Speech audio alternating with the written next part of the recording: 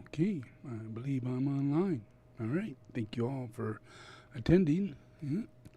Today I again am going to teach a bit about Mr. Trump and see if we can help that along just a little bit. And I'm going to teach about the soul. And I want to give a little bit of perspective as to the two rays that I talked about Mr. Trump.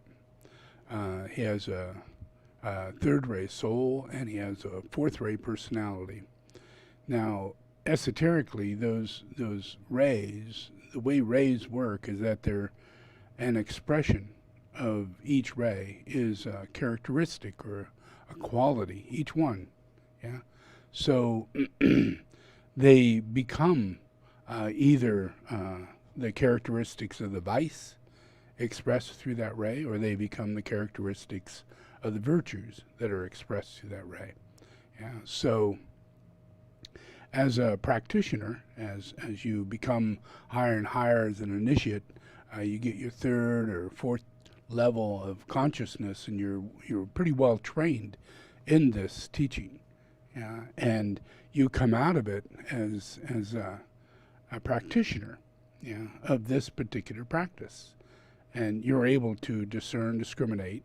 But in order to get to that, you have to be checked to see which rays you have, yeah, and to see what level you're at on those rays, yeah. And if you happen to be integrated in the soul and you express the rays that you have in the integrated way, yeah, then you're qualified to receive teachings and begin understanding. But it all depends on whether or not you have a great deal of soft rays, yeah, very soft, yeah, and which are pretty hard to deal with correctly. Yeah, the second ray is extremely rare.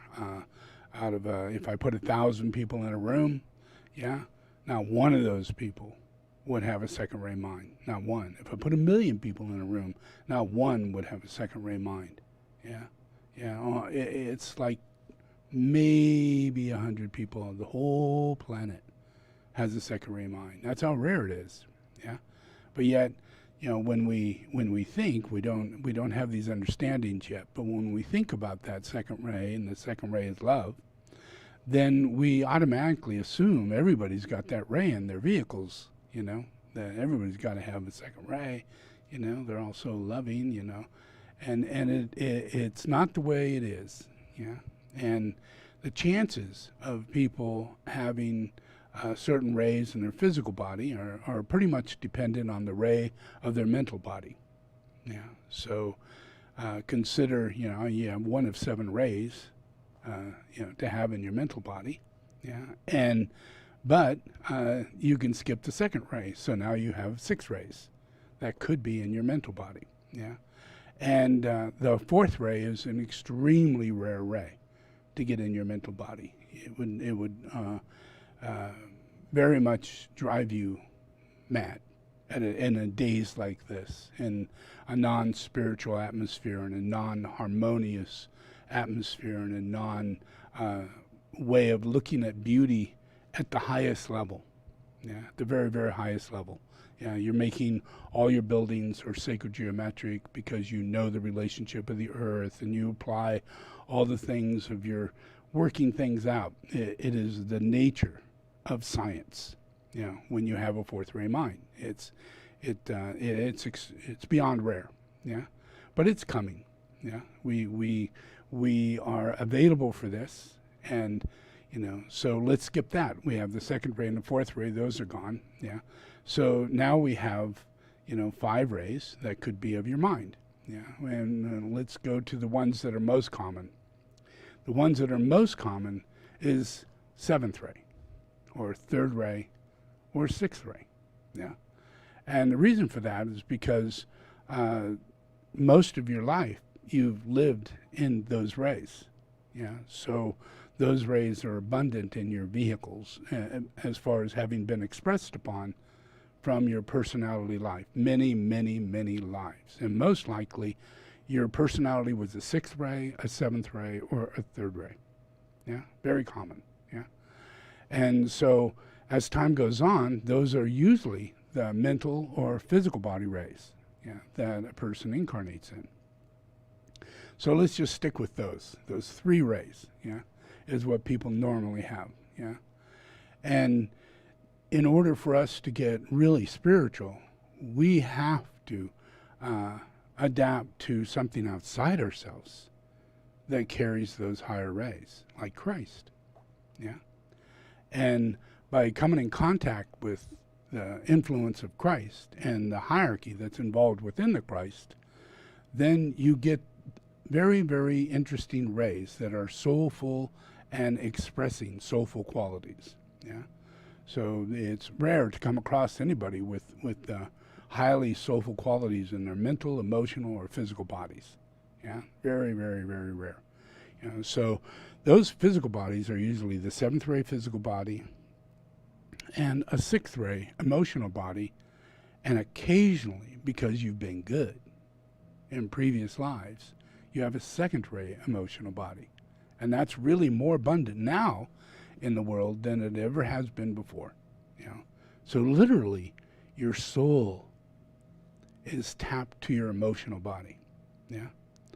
And as you evolve, you gain that second ray into your emotional body, and you're living that life now, where you can literally be receptive. Yeah. You can calm down. Yeah. You can take things without being so dramatic emotionally and so masculine, male or female. Yeah, because when we get higher in our intellect and higher in our ability of science or technology or archaeology or any kind of thing that is putting things into order where that seventh ray sits, when we use that seventh ray in a way of building a better society, you know, like laws or architecture or governing situations. Yeah, when we use that, we come more in contact with the fifth ray on a higher level. Yeah, it's literally impressing upon us. Yeah, it may not be in our body, but it's in the environment. It's in the culture of the world at the time. Yeah, so we incarnate and we have those influences coming into us. So in the world, we have cycles of rays that go on. Yeah, and they affect us, and they benefit us greatly. Yeah, so we're coming out of a sixth ray cycle, where the whole of our influence was dominated by the energy of the sixth ray. Yeah, and that is changing, and has been for quite a while a seventh ray influence. Yeah, stronger seventh ray influence. So this way, when we have a seventh ray influence, we're more interested in traveling. Finding new continents, bettering industry, bettering the way of technology and technique, yeah, and opening certain areas of mind that allows us to be interested in education, reading, yeah, because the seventh ray connects to the throat center, and it's an inevitable process for us to evolve toward higher levels of ability to communicate, yeah, and receive and understand. Yeah, so reading comes along sooner or later. It comes along. Yeah, so we actually haven't received reading for, until about 300 or 400 years ago. On a mass level. Even sooner than that. Only the last 100 years. Yeah, so that in our incarnated state, we have to have these rays being used. We have to kind of get to school. We have to read a book. We have to learn the alphabet. We have to learn a little math. As we go through time, we're actually being taught by people who have those rays. We don't, yeah, but they do. And they're our teachers. They're the architects. They're the wayshowers of the time, of the age. Yeah. So it's that influences us in the collective soul. We're unaware that we have a collective soul, but it's actually the collective soul that's making life better for us, because if it was up to other people, we'd be just hit by a barrage of bias and prejudice and, shit. Yeah? Just because you are who you are at this moment in time. Yeah. And it is what it is. Yeah. But the influence of how this ray reality works and the soul reality works, it influences from above down. Yeah, we're being influenced by the energies of a plan, or the energy of the hierarchy, or the energy of higher rays. And those are influencing the nations, yeah, to move in directions that are getting more and more higher levels of rays. We're moving toward these rays. And we're establishing a process in the world to where we're moving from more and more a sixth ray and now a seventh ray, to where we're moving into a really interesting world. That's the fourth ray. Yeah. And very rarely does this planet ever come into that cycle of time. Last time was Krishna's incarnation. Yeah. That was the fourth ray cycle of time. Yeah. And that meant that we're in a place to where by nature alone we have a great deal of these chakras I'm talking about are awake on a whole level of humanity. So we're like all praying, we're all, listening to gurus, we're all building temples, and we've been doing it for like 100 years, 200 years, 300 years, 500 years. Oh, now it's just the way we are, because we've been doing it for thousands of years. And just like India, yeah, just like Malaysia, yeah, just like China, just like Japan, yeah. That phase of cycle of time hit us all. And when that happened, we were radiated through the planetary ray influence, yeah, the cycle of the rays as they move through us, yeah.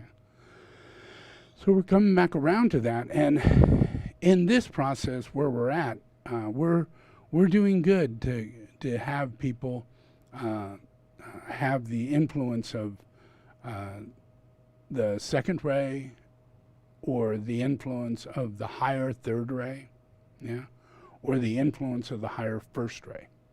Yeah, those rays are not necessarily rays that we deal with. Yeah, they're unique and rare. First ray, a person gets it in their physical body.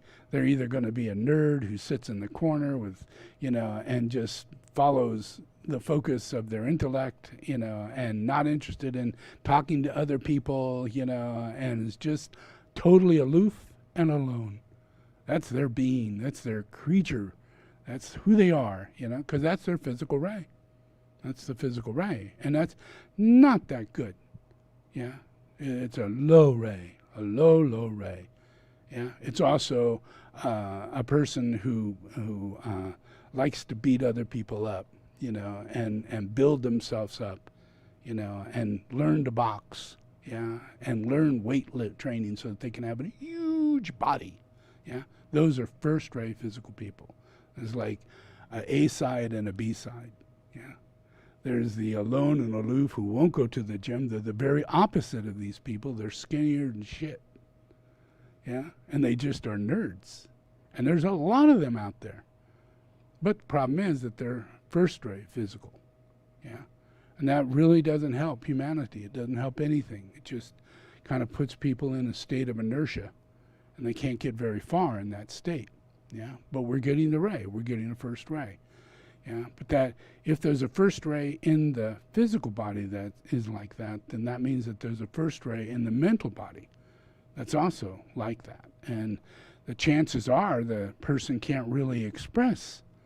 They're not that evolved to express their mental body, yeah. So their mental body is one of the last things that soulfully gets to be expressed. It's much more first ray of limitation and weakness, a weakness side, a characteristic side expressed from the first ray. Yeah, so it's important when the rays are expressing through a person, they work their way up. They work their way up through the vehicles, yeah, and they manifest through the vehicles in a natural way. There's a natural process for things to happen in a harmonic way, yeah, and it's not a mechanical thing. It's not I got to do this sort of thing or that sort of thing, but it's under the influence of the impression of how rays affect us, and then how do they evolve, yeah. So here we got Trump, and he has rays that very much are like everybody else's, yeah. He has a not quite like, yeah, because he has sixth ray in the mind, and he has sixth ray in the emotional body, and he has sixth ray in the physical body. It's not uncommon to have the same ray physical and same ray mental. Yeah. But if you're really astral, yeah, then you will attract to work your life out the way you want to, very selfishly, with a fourth ray, third ray kind of thing. You'd been on Earth for quite a while as a lunar lord to have a 6-ray mind and a 6-ray emotional body and a 6-ray physical. You are a cult leader. Yeah, there's no way around it. You're born a cult leader, you know, and it's nothing to do with God. It's a cult leader of selfishness, of whatever rays are sitting above. Yeah, if he has a fourth ray, then he's going to be a cult leader of that fourth ray. But then he has another ray, whether it be personality or soul. Those two rays is what he's going to be a cult leader about. Yeah, and he has a fourth ray personality, and he's a third ray soul. You know, so the problem is that he really doesn't have characteristics that show he has high evolved compassion or empathy or intellectual ability to work with other people and be open to changing your view, as is normal. It's human, normal. If you have a more balanced emotional body with your balanced mental body, then that means your soul is integrating because you have fewer conflicts happening in these vehicles. Yeah, and everybody has rays that will work with the soul. The difficulty is whether or not the person is stuck in their lower rays. Yeah, and that means that whatever's going on up here will be primarily involutionary. Yeah, it will be spinning to the left, whether it be the soul or the personality. Yeah, so we'd be able to look at, you know, as a practitioner, we just witness the person. Yeah, that you don't do anything, you know, you just witness. You ask for family, you know, to tell you what about this guy or what about this kid, you know. You listen to them while they're talking, how they're behaving, how they're playing with other people, how they deal with circumstances. You give them opportunity, like tests, in order to see whether or not they have a certain aptitude in a direction, or do they fake it, you know, and do they just do certain things. And if they do things that, you know, are on the negative side, then you have to kind of, like when you're a practitioner, you got to focus on what those rays are in on personality and soul level, and how much of the negative side of those rays are expressing on a day-to-day basis. You know, because a lot of people are just not that expressive in all those things, you know, not 100%. There's a list of like 15 to 20 things in each of these rays, and if you happen to check off each one of those things, you're dominant. Your energy is, you're dominant in energy. Yeah, you've catalyzed enormous amount of vices. Yeah, you've done bad, evil things in your life. You carried them out. You didn't have weaknesses that keeps you from fulfilling these characteristics. Yeah, and if you're really bad, you have to carry out acts. You have to do bad things to people. You have to steal money. You have to do whatever bad acts you do is what gives you bad characteristics. Yeah. So then you witness those characteristics as a practitioner. You witness those characteristics, you know, and you're able to tell exactly what level they're on. Then you check out, oh my God, you know, they got a third ray soul. What is their relationship to money? You know, and you think of Trump, you know, it's 100%. You know, I mean, even anything while he's president, you know, he goes to Russia. You think I'm going to get the tower? You think we're going to do the Trump Tower? You think it's going to happen? You think we're ready to do that now? You want to sign? I'll get someone over here and sign it right away. You know, he's just thinking of how he's going to make money being president. He was thinking how he'd make money just going up for presidency. He didn't think he was going to become president, but he was thinking, this is how I can make a lot of money. You know, everything he's doing has to do with that.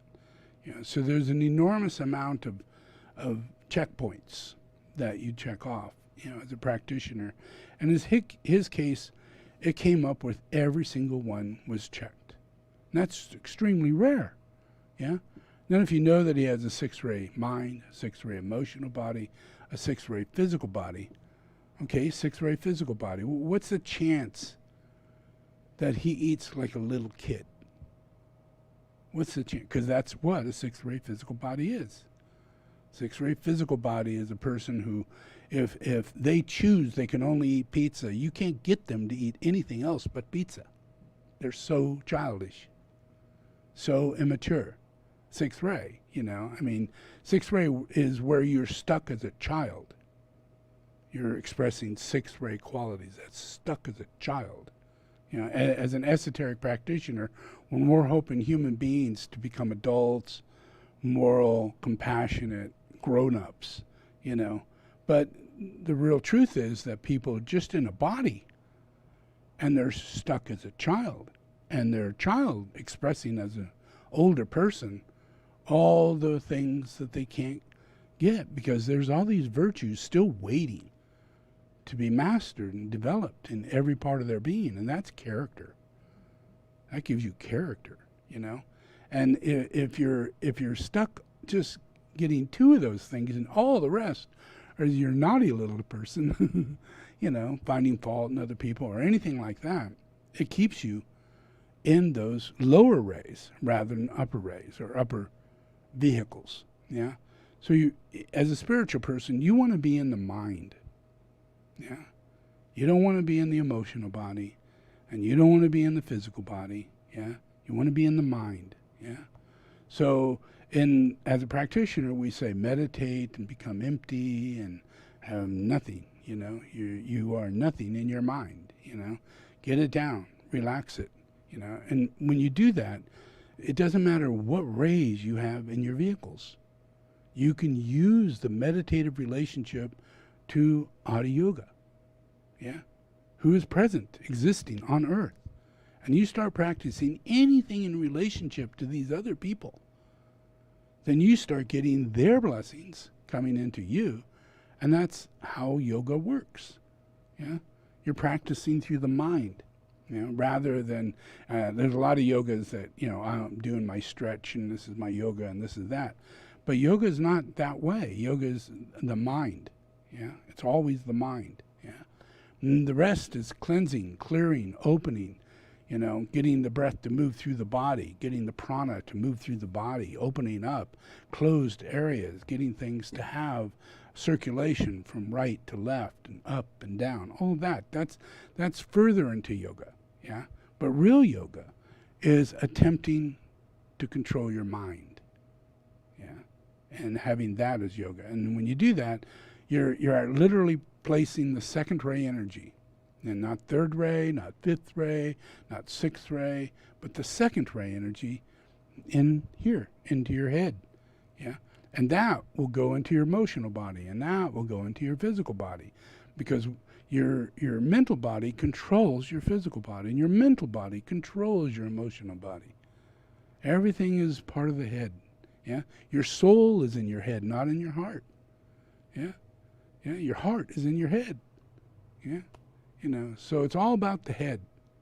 And if you're going to attain Buddhism, you have to attain a 2nd ray mind. You have to. You cannot think that you're a bodhisattva, a bodhisattva, or of that nature, unless you are so filled more with 2nd ray, which allows your mind to be more 2nd ray. And that allows you to be very, very empty, very, very, giving in vitality, because your mind has co-creative thought form building powers. And you're here to be a co-creator with God, which means you can literally change the world. You can move mountains. You can lift heavy rocks. You can do things you cannot imagine you could do.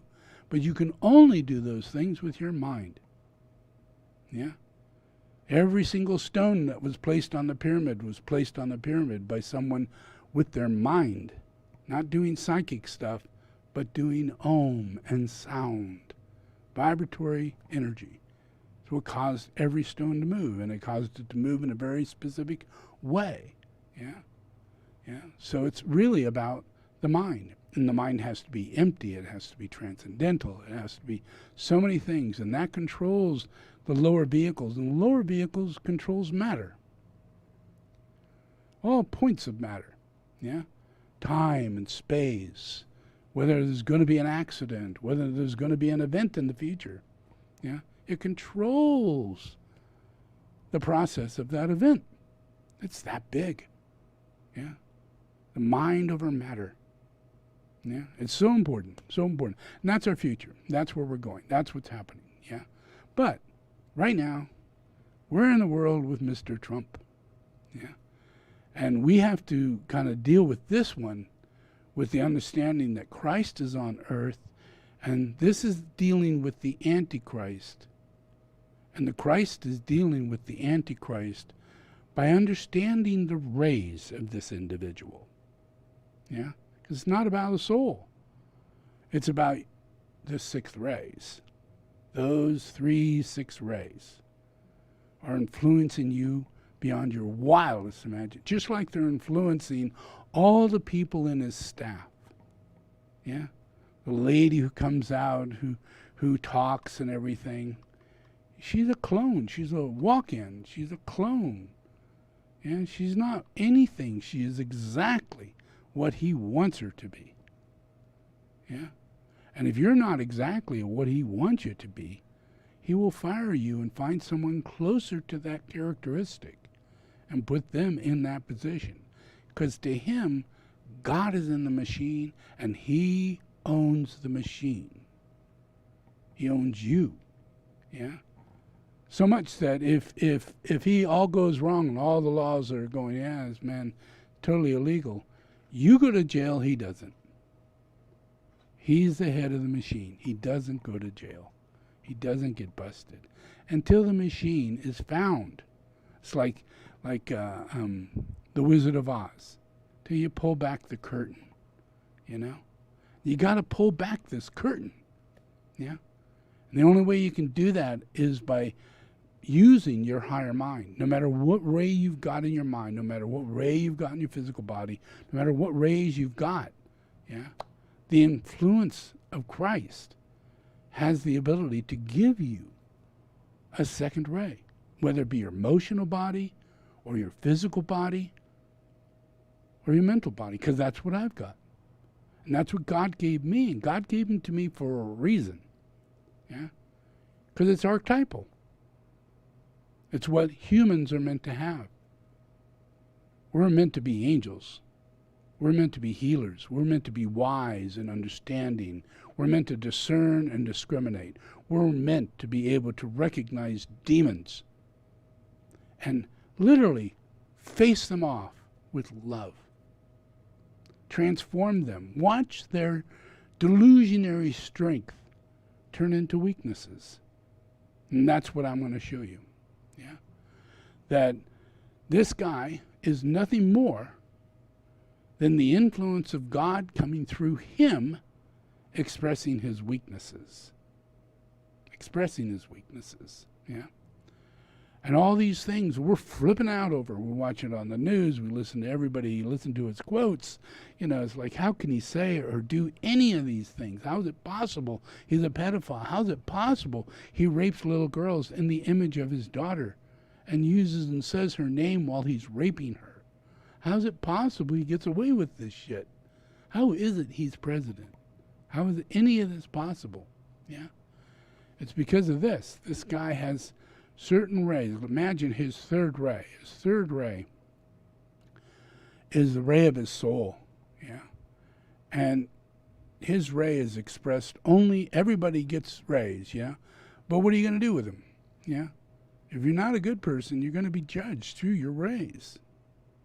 It's just the way it is. You can't hide it. Where I come from, this is how we deal with life. Yeah? We have the strength and the courage in order to stimulate a healing crisis. And a healing crisis creates these weaknesses. Because the person doesn't want to express any of these things. None of these things. Yeah? But in the time of the Lord, in the time when the energy of the second ray is being flooded into the world, yeah, then these people incarnate as characters to be judged, like Michael Jackson. What a character.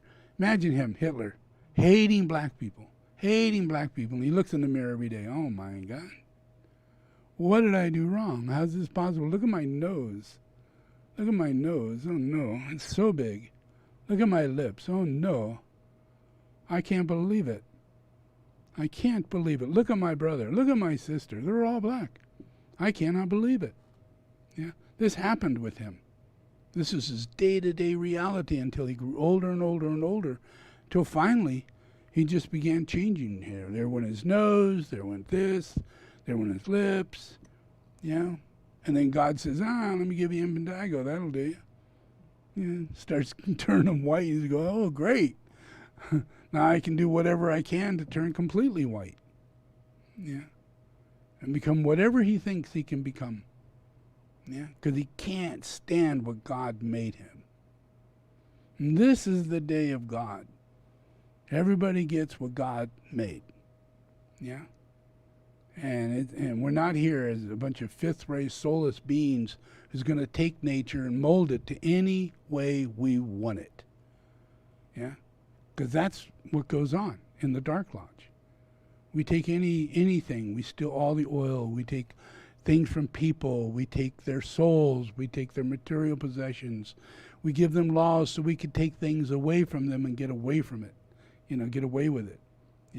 Corrupt beyond belief. And it's all about this process of characteristics that are being expressed in order to create a healing. Even though we may not believe that it's about creating a healing, but it is about creating a healing. Yeah? And we need to get to a place to where we're actually taking care of the earth. Yeah? We're in a big economic problem. So we get someone like Trump. Trump who's obsessed in money. And he hates ecology. Can't stand it. Can't stand solar. Think it's going to give you, who knows what, He can't stand, little diode lights, because they make him look orange. He can't stand wind generators, because it's going to cause you cancer, He is just crazy, yeah? But he's not saying these things for just negative reasons, yeah? He's saying them because he hates. He hates the earth. He hates people. Yeah, and then it expresses out this way, He's not like, oh, I hate people, therefore I'm gonna stop ecology. Yeah? It's his nature. It's a knee-jerk quality to goodness. His thing, he sees goodness, he immediately screams out, bad. That's bad. You're mean. Yeah? Everything is oriented that way because he's like this. Imagine he has a third-ray soul. So let's say in esoteric beliefs, we see that in a third-ray soul, since he's going to show the characteristics of weaknesses, how many of these things would he show being part of his character, Intellectual pride, looks like we can check that one off. Excessive criticism every time he opens his mouth. Vague and overly complex thought and expression of thought. He won't shut his mouth. And he won't stop tweeting. Perplexity and confusion. That's what gets to everybody. CIA, FBI, the government officials, they don't know why. This is insane, Absent-mindedness. Yeah. He can't remember shit. Yeah, nothing. Excessive thinking without practical action. Yeah. Inaccuracy in practical detail and carelessness. I'd say he's checking these things off pretty nicely on a day-to-day basis. Manipulative and calculating. Opportunism, deviousness, deceitfulness, and untruth. They count the lies when the man talks. He's such a liar. And yet he's a chameleon, because he'll talk to anybody who's rich and powerful and he wants to be just like them. He's a chameleon. He has no self, Whatever it takes to become the next most powerful creature on earth, he wants that. And he wants it now. deviousness, deceitfulness, untruth, chameleon-like, over-adaptability, amoral materialism, hyperactivity, restlessness, wasted motion and rush. You know, the guy doesn't really sleep much. He just sits around and tweets. Yeah. You get a 3 o'clock tweet, you get a 2 o'clock tweet, you get a 5 a.m. tweet. And the problem is that that time mark comes on the tweet, you know. So he's looking like, what is this going on here, you know? Disorder and chaos, tendency to be spread too thin, scattered, constant preoccupation with busyness. Yeah. If you ask him, you know, what are you doing about the coronavirus? I'm busy.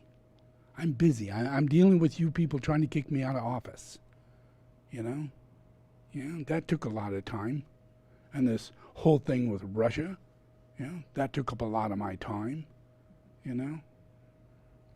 So that's just his soul. That's his soul. And imagine if he had positive things, if he did you start off, you're born, you know, and then, you know, you start getting some circumstances, and your dad might say something, you might be born rich, you might get $180,000 a week, you may be him, you know, and that may change you a bit, you know. But what if you're 4 or 5 years old, and if you had a soul in your previous life, it would start to ink in, yeah? You would not be connected because his brother had a soul, yeah? His brother had a soul. His brother wanted to be an airplane pilot, you know? His brother wanted to just live a life. He wanted to get married and have children, live a life, you know. I'd still help you with the company, but, you know, I really want to fly. You know? And the father says, you know, that's a piece of shit. You know? You're just going to be a bus driver in an airplane, like a bus driver. Yeah.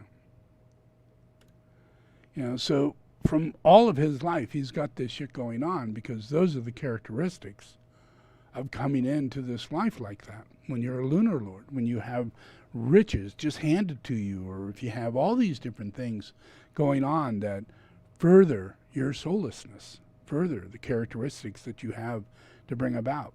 So by the time he's 15 years old, he is like his father, who's also amoral, will not rent to black people, will rip people off left and right, will, you know, never pay taxes, will find corruption and corrupted ways to go about doing, you know, businesses, you know, and they're just drawn by that. So in many ways, the two had very similar ray packages, yeah. And the influence of, you know, him getting out of it, you know. But everybody has opportunities, yeah. He had an opportunity when he was 18, or 19. He could have joined the draft. But we know now that, you know, he only thinks, you know, unless they're going to pay me $1 million and guarantee me I'm never going to get shot and make me an admiral when I first walk in, or a general when I first, I'm not doing it. Yeah. There's too many chances I'm going to get hurt. And it's going to be a waste of my time. So he thinks of military people as suckers and losers. Yeah. Who's making the worst decision in life is to be in the military, to serve in the military. Because you don't get anything paid for it. Chances are you're going to lose your life or your limb. That's a real sucker. That's really stupid. So everybody, whether it's a person who is in prison, held by, you know, people in Vietnam, or, you know, a person, 100,000 people who died in France or whatever, he has no sense of respect to it. Yeah? Because as far as he's concerned, and his spontaneous feeling is, why would I do that? These are just a bunch of losers. Yeah? Why would I tell these parents that their son died for a reason? Where instead what he says is said, you know, he knew what he was getting into. Yeah. That's what he said to many parents. Your son knew what he was getting into. You know. That's insane. You don't say shit like that to anybody. There's a number of people who received phone calls from this guy who was deeply disturbed after that phone call. They were much better off for him not to have called. But to receive such humiliating experience coming from this guy who's the President of the United States, any other president, they really do change the circumstance in that moment. It ushers in, heartfelt empathy coming from a person, with real feelings. Yeah, there ain't nothing coming out of this guy, other than corruption and his bias and bigotry toward military servicemen. Just like he's a bigot toward black people, Mexican people, Asian people. How he's not a bigot toward his wife, I think he is. Because if you were to watch the videos, on the day he was inaugurated, his wife was snubbed. And she got really pissed off. And she couldn't believe it, because he's like all chummed with everybody but her. And she just gets frozen and angry and everything. And you can see why if you watch the process. And it just keeps going. He didn't know he was going to be president. He knew he was just buying a model. Because that's what he does. He gets candy. He buys pretty objects. And he gets them and puts them in his life. You won't have children with an ugly woman or an unwealthy woman because he thinks that there's a breeding process that comes into this. And all of his children will be pretty if he has models for wives. So, and he had no idea by choosing his last model, a Russian model, who could hardly speak English. She can speak many languages. She's not dumb, but she's still a very Russian person in a very Russian culture with very Russian mom and dad, who does mainly speak Russian. So there's really not a lot of connection to us Americans in that office with that woman, in that connection, And she's not there to be the first lady, and she's not there to be happy with him, That's the kind of scenario this is. He's a fourth-ray personality with a third-ray soul. He buys his things. He buys them. He owns them. They're enslaved to him. All of his children are enslaved to him. He slaps his kid around, Eric, if he wore the wrong shirt going to a game with him.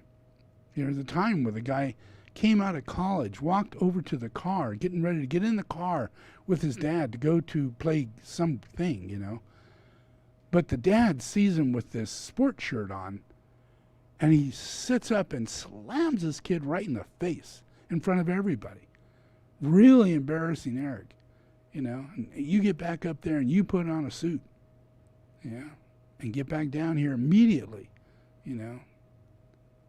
That is ownership.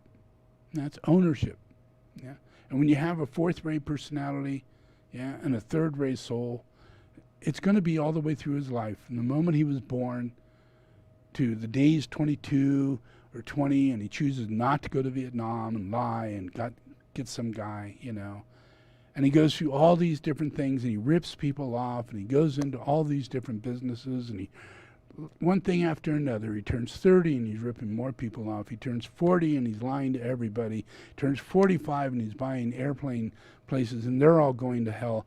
And then he turns 50 and he starts buying football teams, and they're all going to hell. No, never hear of that team again. He's just wiping things out. He opens up casinos. They all go to hell, and they don't open up again. Everybody who planned on working in these industries doesn't. Every bit of his character ruined every single person who followed suit into his relationships, because he just sees it as ownership, and it's a tax write-off. He doesn't lose because he's in the game of money from banks, not from his pocket. Then he just taxes it off. He has the biggest, heartless, third-ray, fourth-ray series of characteristics before he ever became president. And those things, you have to have an enormous amount of that sixth-ray energy going on, but it has to be focused not in the mind, but in the emotional body. So this guy's got a sixth-ray astral psychic ability. Yeah, sixth-ray astral psychic ability. When you have a third-ray soul and you have a sixth-ray astral psychic ability, you have the ability to literally transfer certain thought forms into people's thought forms or actions, like a cult. Yeah, a lot of cult leaders have a third ray and a sixth ray. Yeah, they're influenced to be able to get the cult to believe that this person is a messiah is done by them thinking that this person is a strong psychic leader. Yeah, but yet there's no real signs of them being psychic. Yeah, nothing. It's just the belief in this person being who they think they are. And in Trump's case, there are an enormous number of people, all who vote for him, who thinks that he's the Messiah. It's not an unserious thing. It's a very serious thing. These people think he walks on water. Yeah? And it doesn't matter what negative things he does, because they have that sixth ray of blind faith. And blind faith, is what every single one of these people, if you talk to them, put the microphone in their face, and say, well, what about this and what about that? And they go, well, I don't care. I love him. He's done everything he said he'd do. Yeah? Did he really? What was that? The wall? What, 200 miles out of 3,000 what? Yeah, well, he's working on it. This blind faith process of the sixth ray is influencing, not just because everybody has a strong psychic ability, very strong psychic ability. But if you get hit by someone who has a strong psychic ability but is a 3-4, you're dealing, an outcome of the personality of a fourth ray is war. War. There's no other outcome. None. Zero. I'd rather see this man have a fourth ray physical body or a fourth ray emotional body than a fourth ray personality. Yeah. And when you're put in a position like this, your personality is so driven by wanting to beat the shit out of people and bring justice through war. Yeah. By either giving them a shot to kill them. Yeah. Or shoot them as you distinguish them as a traitor. Hang them as you think that they're a traitor. Yeah. This is his characteristic. This is his personality. His personality is war. Yeah.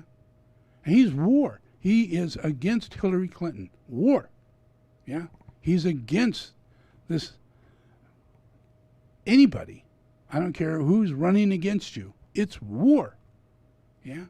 And he will use every means, including psychic, every means in order to create a war and blame it on the other party. Because that's what psychic war does. Psychic war has 100% focus upon getting other people to fulfill the vision. And you get to be the benefactor. And you don't get to pay. You don't have to pay. Yeah? It's all done invisibly. It's evil. It's evil. And he has a third ray soul. That is the evil spirit. Third ray. If it's not the soul, if it's in a soul level, and it's highly psychic, and it happens to be a fourth ray personality, we're talking the very worst possible impression of expression, putting the two together, of the ability to manipulate the outcome of anything, like a presidency. How did he win over Hillary Clinton, an actual political person? How's it possible? An actor, came in and just took the office. Everybody thought it was impossible. Not to him. Yeah. He's in charge. And there's not a knowing in him. There's just a strong personality characteristic that drives him to not care and love to receive, gratification that he is the prettiest, most powerful, strongest man on earth. Yeah, because third ray, fourth ray, that's what he sees himself as. Yeah. Strongest man on earth. Yeah, most powerful. Beat shit out of you, walk away, and no one could do anything because he is the king of beaten up people. Yeah, he's Rambo. Look at if you were to look at the Republican YouTubes, yeah, and you go in there and you go, okay, what do they say about Trump?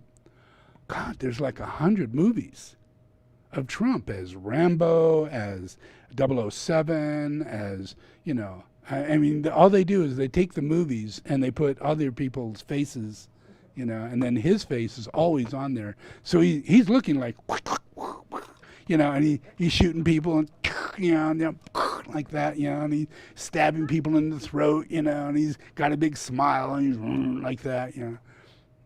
It's amazing. And all of them are the same. Because that's who he thinks he is. Yeah? And blind faith, he's the cult leader. Yeah? And this is who they're following. That's why they believe. Yeah? And they're all just going, well, you know, he's old. He's not that way now, but he was. He would have been. He could have been. He is. Let's give him a chance. Come on, he's Rambo. You know, he's 007. Yeah? He's the king of kick-ass. He's law and order. Yeah? He's going to take us down. He's going to clear up the swamp. Yeah? There wasn't a swamp until he got there. I mean, now we got a swamp.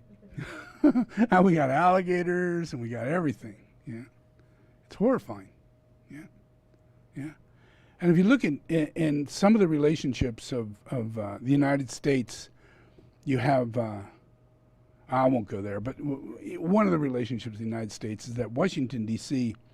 is a real problem. Out of the whole United States, it is a major problem. Yeah, it's a pig hole. Yeah, violence, crime, and you know, everything you can think that go wrong. But one of the biggest things that goes wrong, in every community of the United States, there are these people who run it, yeah? And then there's corruption. You know, you'd think there'd be a lot of corruption in Las Vegas, and there is, and corruption elsewhere, and this and that, you know? But out of 10, number one of corruption is Washington, D.C. I mean, you would think that that would be the one place where the people really know how to behave, you know? And when you're off being a governor or a mayor or some civil duty service person who has opportunity to get into the hands of the big bucks, you know, and just you use it accordingly to their wishes, which is called corruption, yeah? Yeah. The biggest part of it, the biggest of it, in the largest way, is Washington, D.C. And it's not just because it's a bunch of congressmen and everything, you know. It's because this whole thing is freaking corrupt. And that's why he's president. Yeah. He's there because the majority of this thing is in a low personality, no soul expression. So corruption is going on behind the scene at all times. New Jersey is just like The Sopranos. Yeah, it's not unserious. It's serious.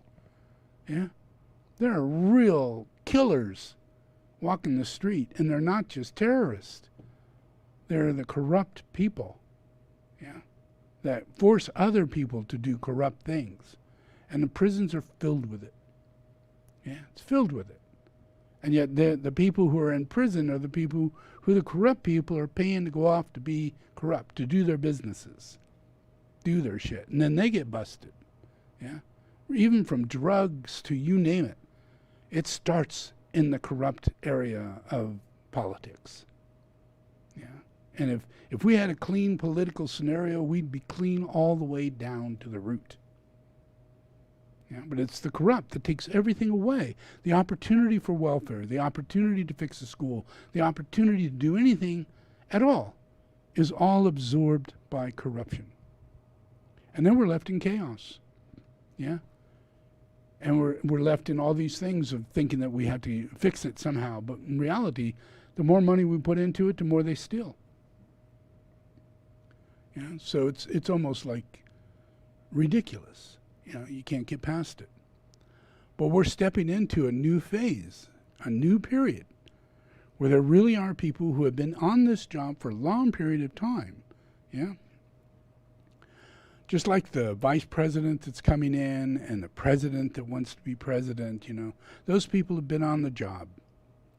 They've really tried hard. They've gone through so many different processes to get to where they're at. That's soulful. That's integrative.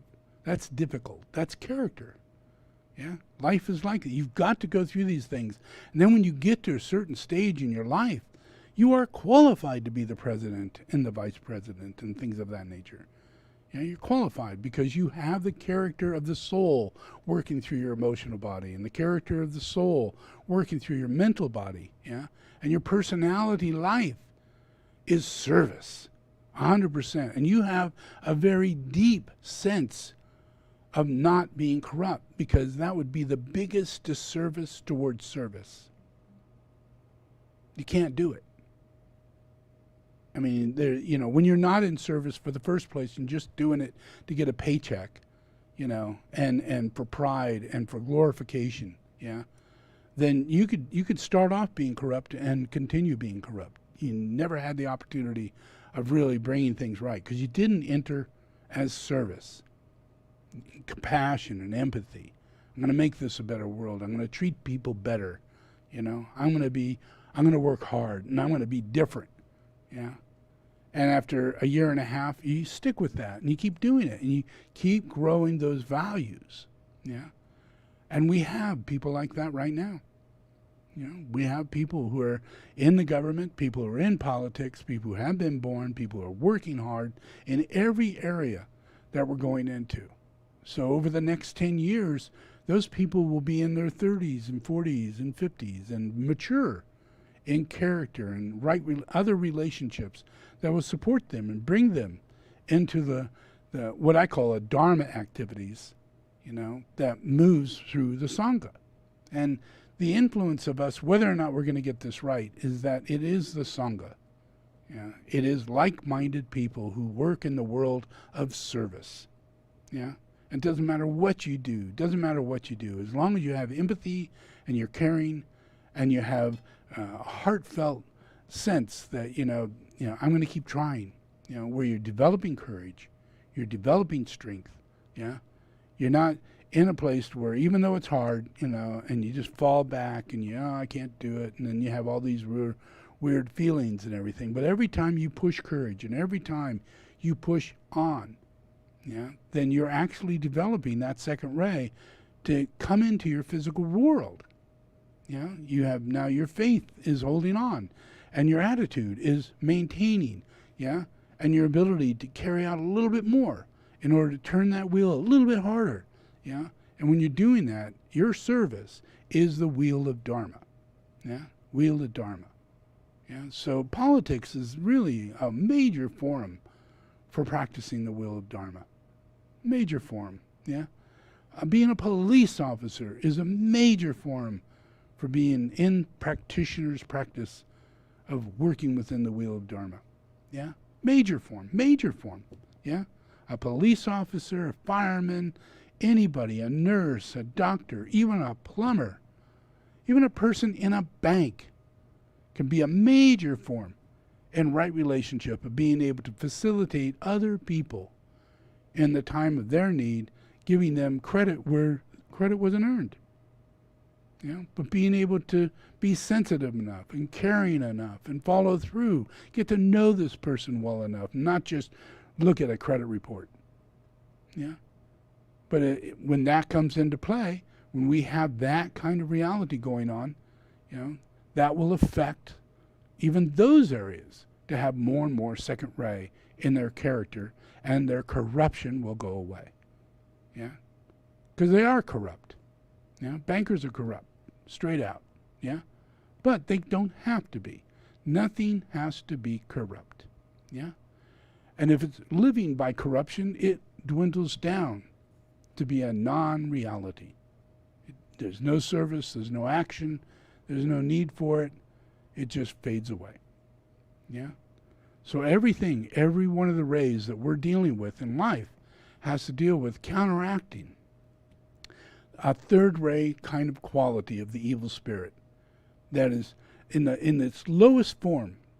When let's say a person like him has a third ray soul, in the lowest form of that soul, as it expresses, it actually creates what's called Maya. Yeah, and Maya is where it psychically recruits people into corruption, into left-minded ways of thinking. Yeah, more left ways of considering life. Yeah. Yeah, that's why he always talks about, oh, they're coming from far right or far left or whatever, but it's that process that comes from the third ray that moves people into a place to where whatever it is that would tangle them up. What would tangle them up? Yeah. Where's your weakest point? Yeah. That's where his soul's at. Finding the weakest point and then using that to tangle it up. Yeah. So if you say, so what do you think about wind generators? Oh, they'll cause cancer. They just tangled up. Right? Could have said, wonderful, millions of jobs and great amount of great energy and all these positive things, that are real in the reality of people's service. These are real thought forms, real actions, real manifestations of things. But we can tangle something up by lying, by instituting a comment specifically on top of it. And all of a sudden it's cursed. It's cursed. Yeah? So now people have a doubting mind instead of a positive mind. So their mind no longer is connected to the situation. The person has cursed that mind. Yeah? So they can't think one or other. They can't think, oh, is windmills good or bad? I don't know. It's kind of stupid to think that they give you cancer, but, then again, I don't have any more feelings about it. I have no interest. Yeah? He just killed my interest. Yeah? Just simply because he says something so stupid, you can't answer it. Yeah? You can't go online and say, how much cancer do you get from a wind generator that's close to your house? Nobody's tested it. Oh no, it's a conspiracy. They're keeping it from us. He is good. He is good, and he is calculating. This is not he is very spontaneous, but he is who he is. He knows the time. He hates ecology. Why? Because we need to be ecologists really bad. Yeah? He hates the thought of us not using oil and for people not going into coal mines.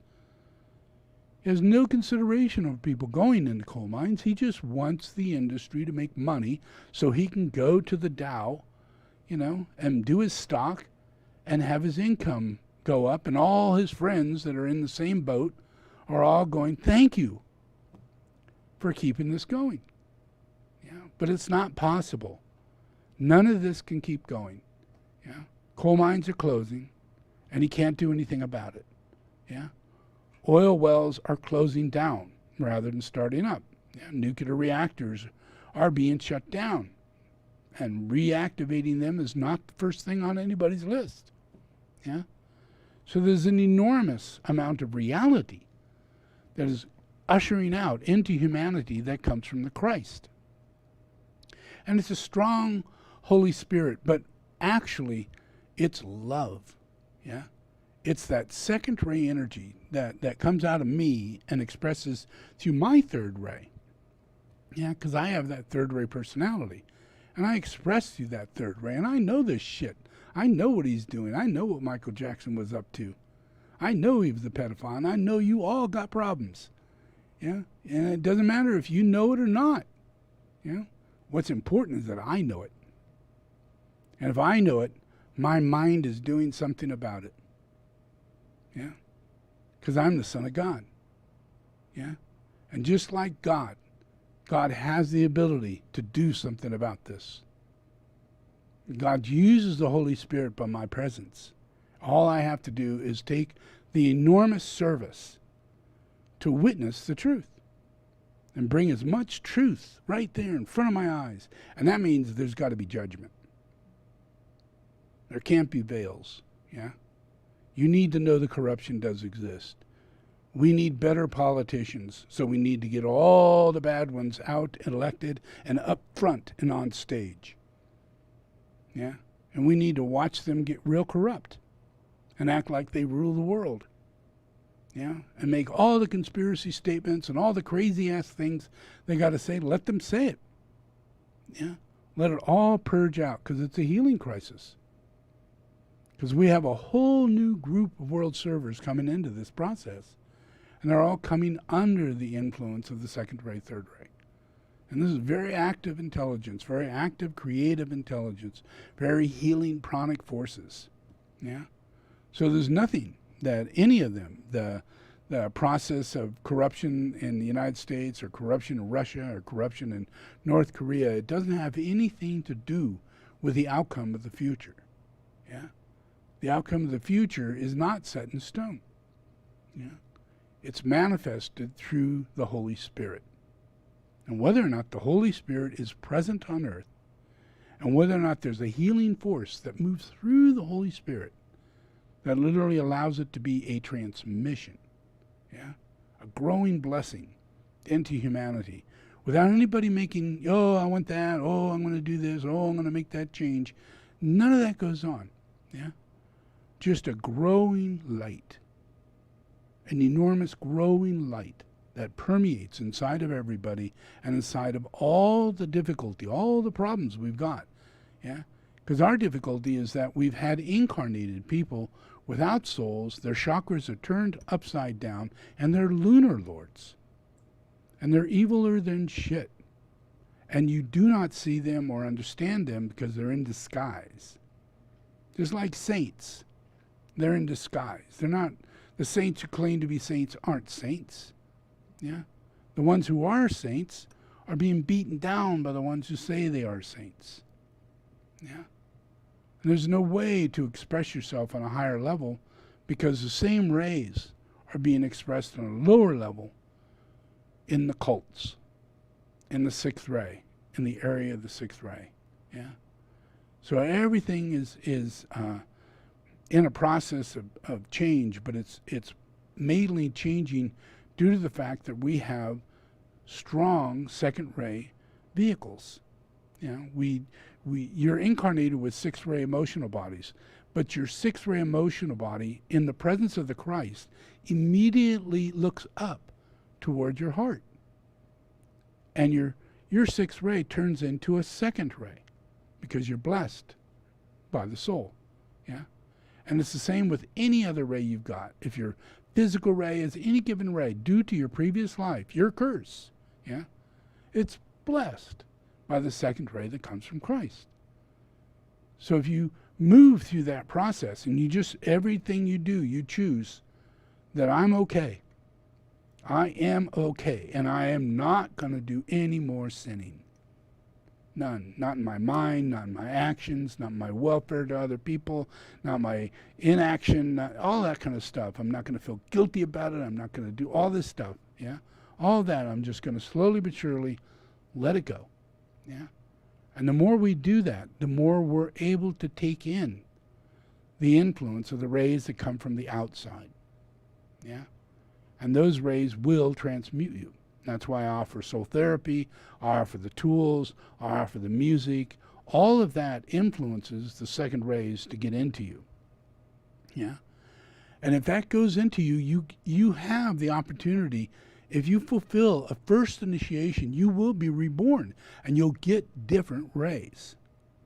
The rays that you have are the rays that you come with. But the rays that you get when you're reborn is totally different. Yeah? It's a major curse, the process of being stuck in a process. Imagine if you have a first ray emotional body, you know? And in order for you to like anybody and trust anybody and get along with anybody, that needs to change to a second ray. Yeah? That's what's the curse.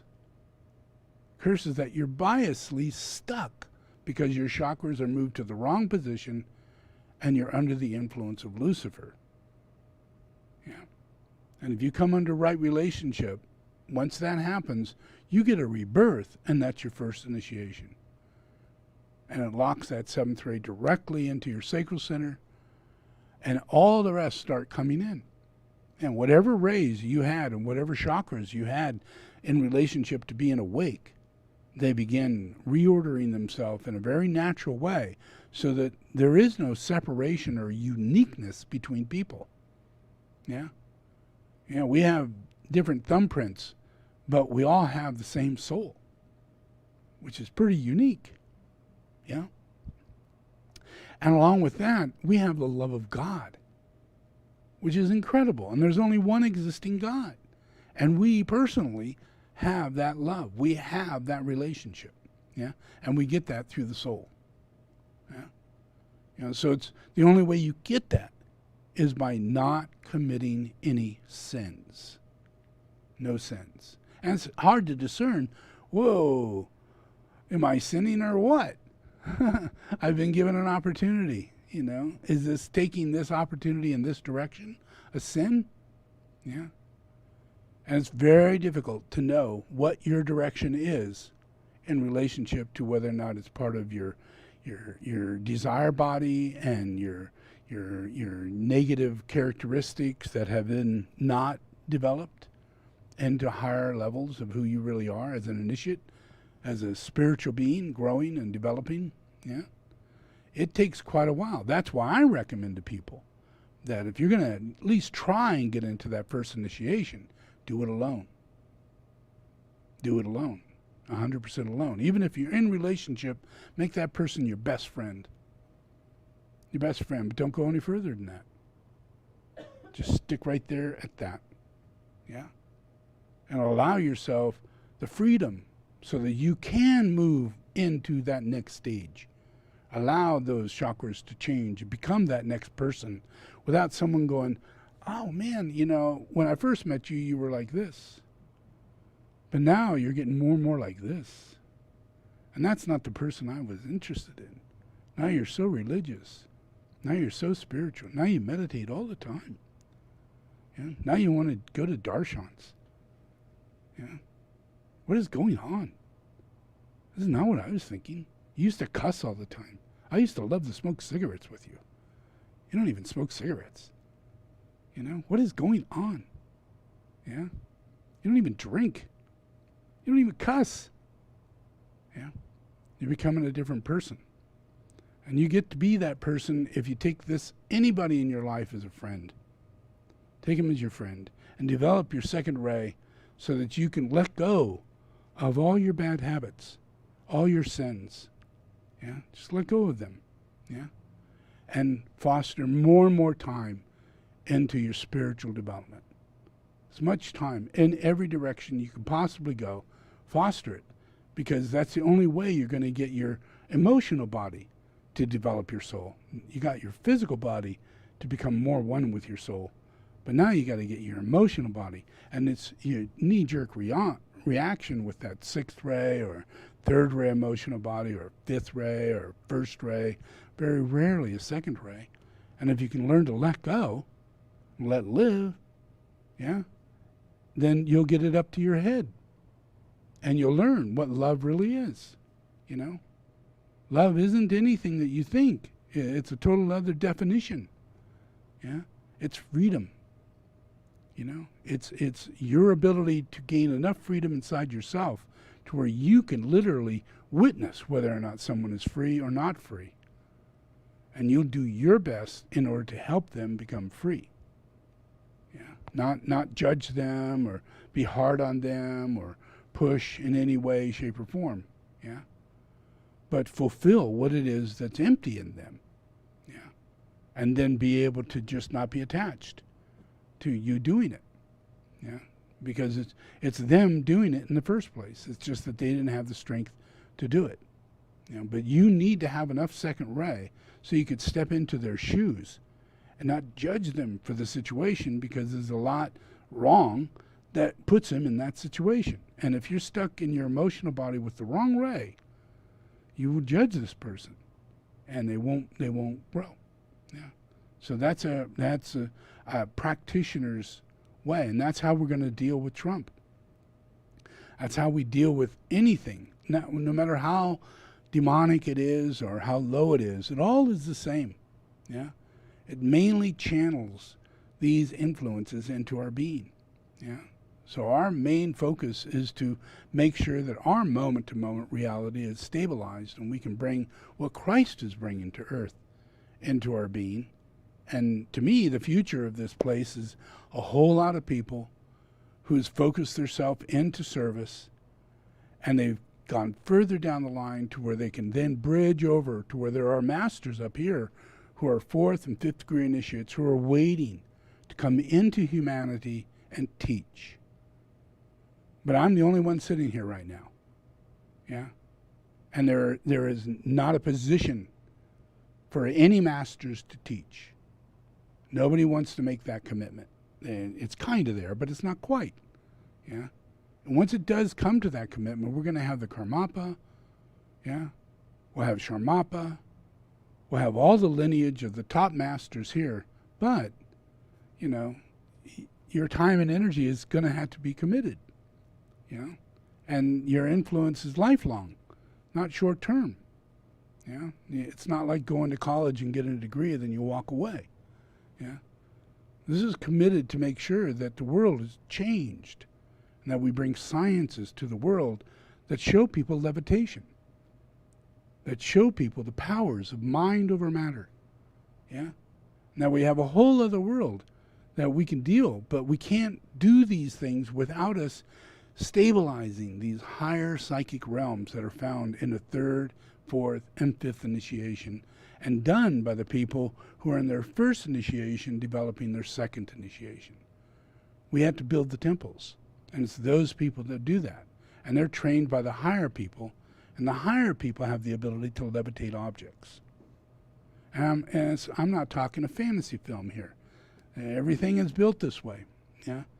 And if you study Tibetan Buddhism, you'll find out we got these long horns, we use drums, and we make really interesting, intense sounds. And in doing so, we levitate objects to very high places. Yeah, we focus on them inside of a hole, and we have them bounce out of the hole to the outside. That's beginning training. And then we go from there, we go to the side of a hill, and we take a rock that's at the bottom of the hill, and we do the same thing, and we have to get it to go up to the top of a ledge. And a lot of times it only makes it like 8 inches, 10 inches, 20 feet, 30 feet, just short from the ledge. So this could take 10, 20 years of intense practice. It's martial arts. Yeah? It's using our senses and focusing upon the monad to do so. And having so much soul that we can utilize the pranic energy because we hold the favors of planet Earth. Yeah? The elements of planet Earth favors the hierarchy. Yeah? They give those elements freely to the hierarchy to make manifest this earth. Yeah. So we, as caretakers, we have a responsibility of building temples. Yeah. And that's a major commitment. People, by the hundreds of thousands, people have to commit, and they have to take training, and it's got to go on for hundreds and hundreds and hundreds of years. And then we'll come out of the other side of that, and we'll be building temples. And it'll be like, like a movie you never seen, but it'll be real reality.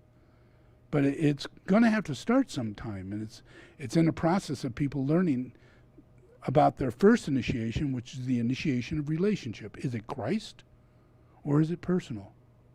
Yeah? Or is it planetary? Yeah? If it's Christ, it's planetary and personal. It's soulful, personal, planetary ascension. Yeah? Yeah? And that's the initiations, is to get people into that awakening. But it's very difficult. If you, on a planet of billions of people, you got to have a percentage of those people awakened and ready to move to the next stage, or it doesn't take hold. Yeah. So my first teaching is to help people to understand the rays and understand the difficulty of whether or not we're building character to show the real reality of the fact that we're externalizing and incarnating the soul. And then once we've actually got that fostered and we know that we're doing the right thing, yeah, and we keep moving in that way, and we do this for our children, we do this for our elderly, we do this for all people in humanity, and we do this for hundreds and hundreds and hundreds of years. so long. And I'm not saying you live for hundreds of years, but you will reincarnate, and I will be here. Yeah? And if you're really good, there'll be a whole bunch of my higher disciples here with me.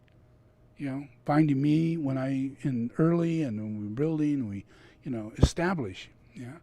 And as time goes on, we'll be able to take a few thousand people and raise them through a process of extreme meditation, yeah, extreme purification, ushering in initiations that are real, not a cult-like scenario, or just I'm okay, I'm better, I'm in love, I'm happy, I got a dog, things are looking good, I got friends, that don't stop there, people, don't stop there.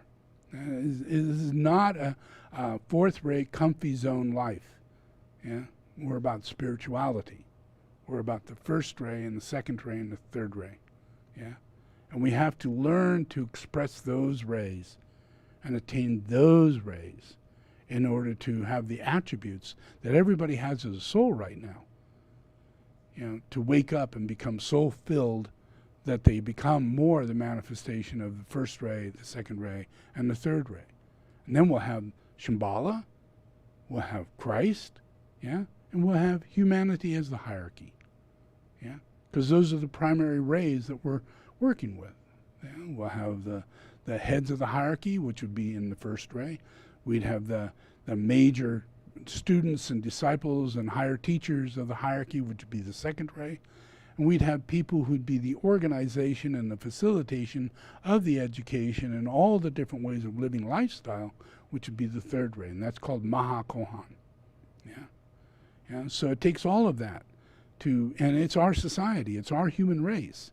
Just that we don't know this stuff. We only know politics, we know kings and queens, we know things like that. But these are our real, true lifestyles.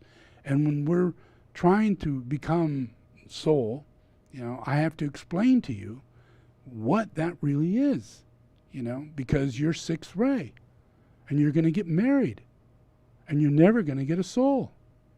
And that's a problem for me, because I'm here to help you get a soul, and you're being taught by the other side of this thing that the way to love is through a small, intimate relationship. Yeah, and that all you got to do, that's how high it is, that's how difficult it is. And then all of a sudden now you're making babies, and you got a job, and holy shit, you just fell down the rabbit hole. Yeah, it's not real. Not real at all. Yeah. So for us, all of us, to be able to pass through the lie, and get past the lie, and start getting an inkling of the truth, we need to develop character through morals and not through cowardness. Yeah, because if we're weak, we're either going to go gay or we're going to go straight and just find anybody that'll take me. I'll marry anybody who says yes. Yeah. I mean, it's true. It's true. I mean, there's so many guys out there, just going, oh my God, I'm afraid to ask. I want to be married so bad. I want to be normal, Yeah. But it's just not what life is. Not when it comes down to the initiations. Yeah. So I'm not saying everybody should never get married or never have a relationship or never get in love or never have those experiences.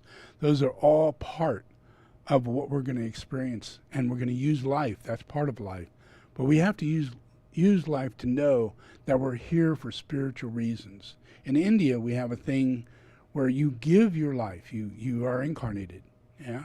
And you have a mom, and you have a dad, and you have uncles, and you go through your life, and you go to school, and then you come out of school, and you go onto your job, and now you have a calling. You believe, I'm going to be a bookkeeper, or I'm going to be this and that, and you do that, and you have children, and you grow, and you get a little older, and by the time you're around 60 or close to 65, you're at a retirement point.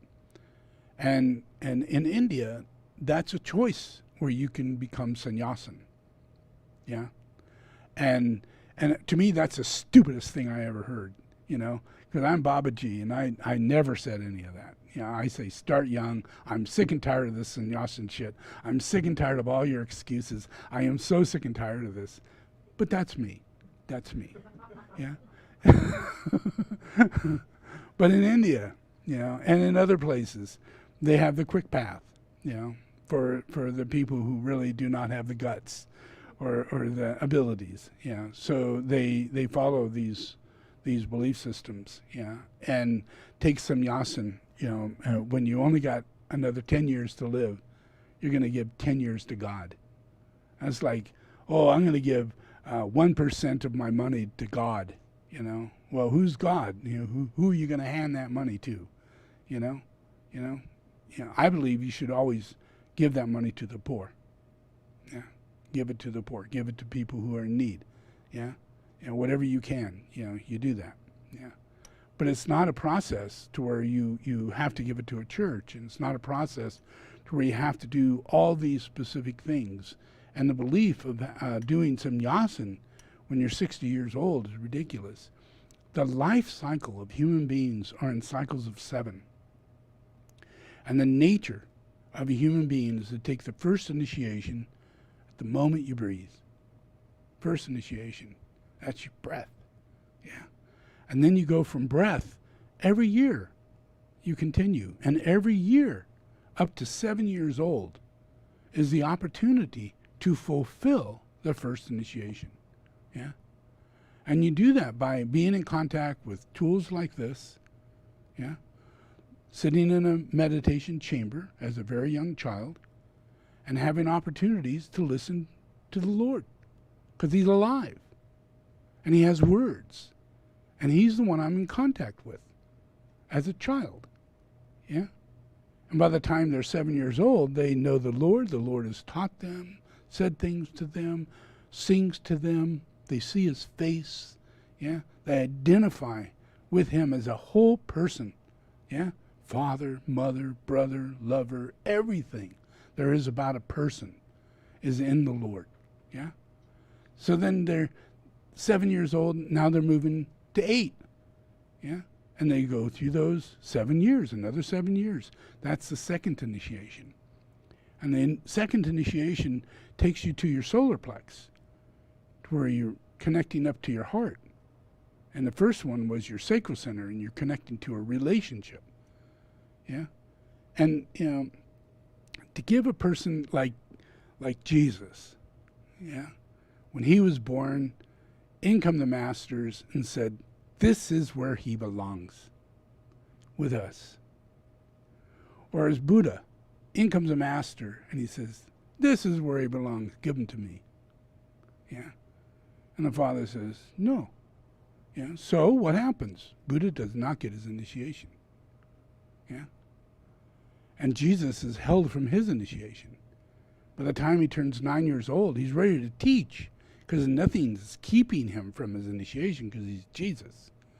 So by the time he's 9 years old, he is an incarnated second-degree initiate and capable of teaching extreme clarity to God's words. Yeah? And he does so, you know, without any question, without a lot of books, without a lot of study, without a lot of things. Yeah? Just simply because he was a second-degree initiate. Yeah? And he was 9 years old, had been into his second initiation for 3 years. Yeah. So by the time he's 14, he either leaves, yeah, because he's going to turn in to a third-degree initiate. That means he must find teacher. It's either the highest Lord on earth or the previous incarnation of the avatar. He has to find those teachings. He has to locate them in the third initiation. You have to. It's pilgrimage. It's what you have to do. Yeah? Yeah? So he does. He leaves. He heads to India. He heads to all these different places. He stays in the places of Buddha. He stays in the places of Krishna. He stays in the places of Shiva. He stays in all these places, and he recapitulates. And he stays there for the next initiations until he's 30 years old. Yeah? So by the time he comes out, he's a fourth-degree initiate. Yeah? And he's walking around, doing what he's doing, you know. And that means he's going to go through the worst possible initiation, hardest initiation in humanity, which prepares a human toward earth service. More service, earth service, which is 2 more initiations down the road. But he's got to make it into the 5th, and he's got to make it out of the 4th, which means everybody's a false prophet. There are false Christs everywhere.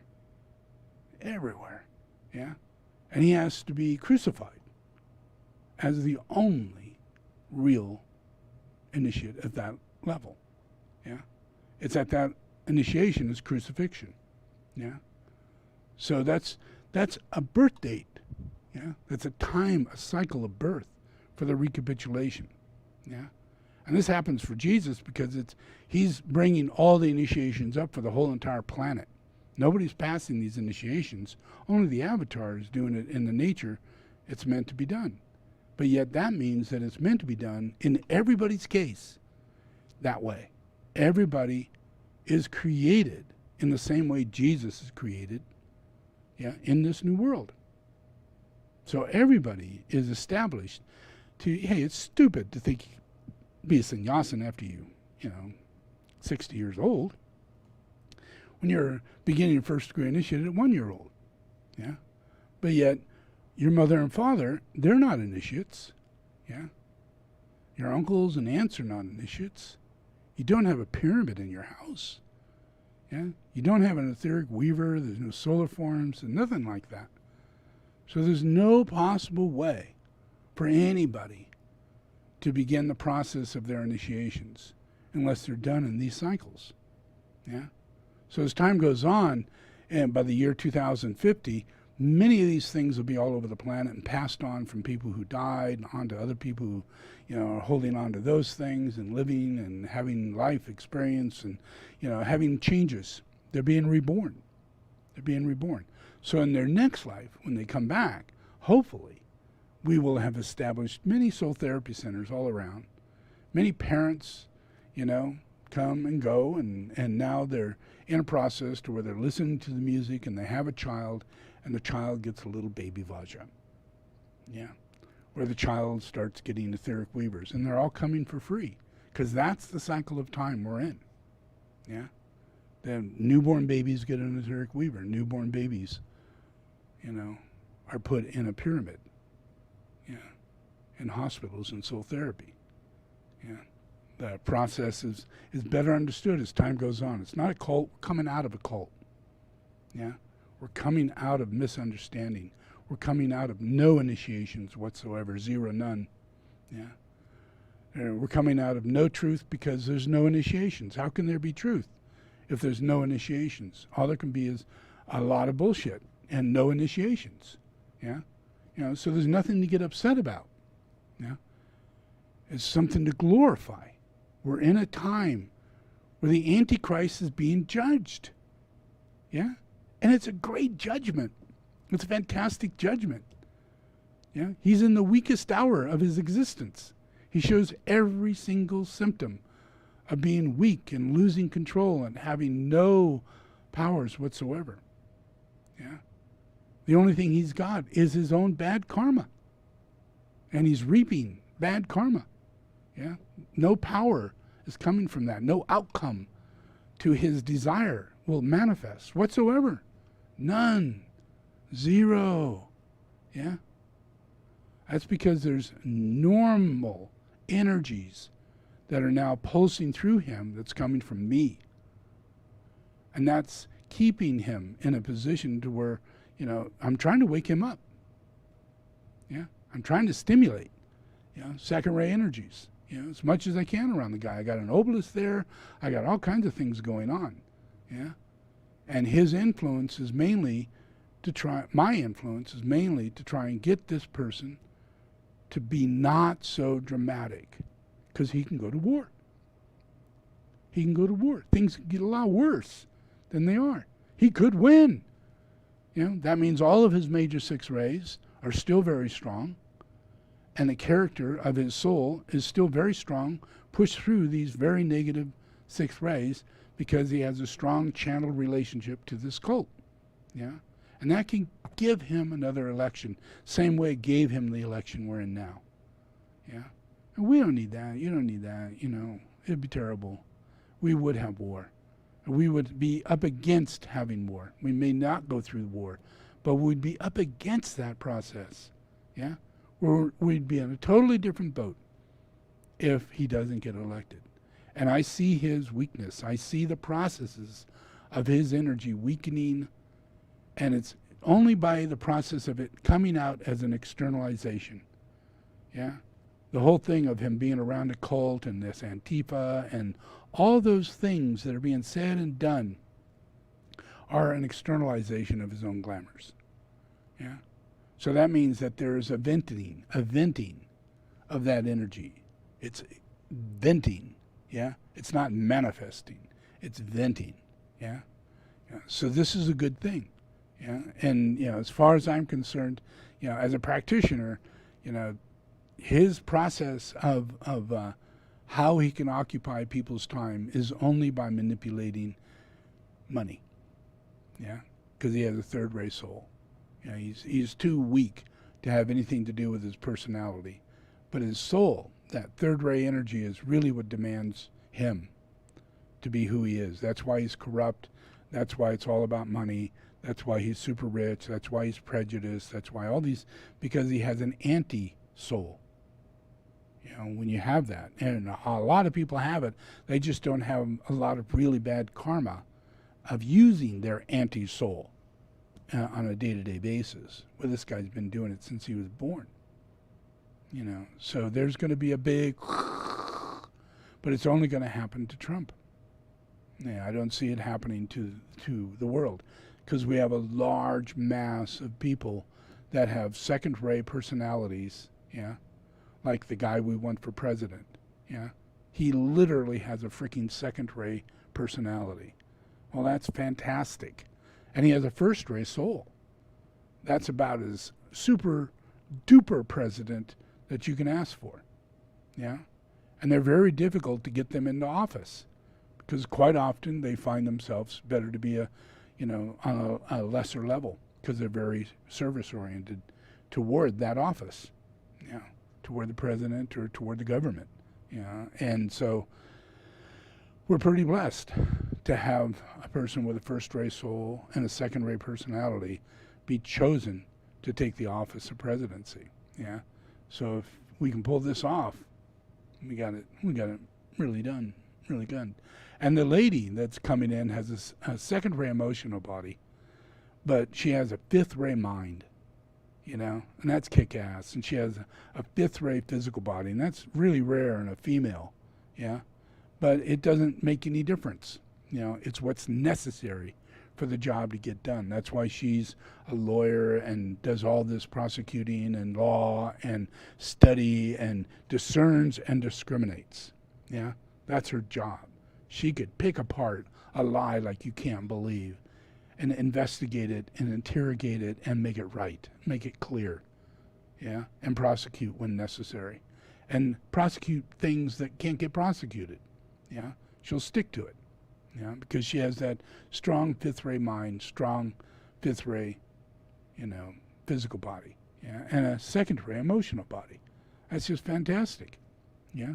I wish she had a second-ray soul and a second-ray personality, but she's got a third-ray, yeah, soul, yeah, and she shows all the good characteristics of a good flowing soul coming through a third ray, because she's the kind of person that wants to work things out and not badger and tie things up and make things harder to get through. That's what a third ray soul that's not that evolved would be like. Or in her case, she's gotten all these positions because she's very soulful, and it's integrated.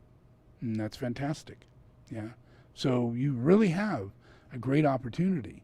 I won't even go into Pence, what his soul ray is, because it's perfect. It's exactly who he is, but there's no soul, So we're looking at two characters that do have the integration of the soul going on a pretty good level, So that is just fantastic. So let's pray for this. And see if we can bring about a change.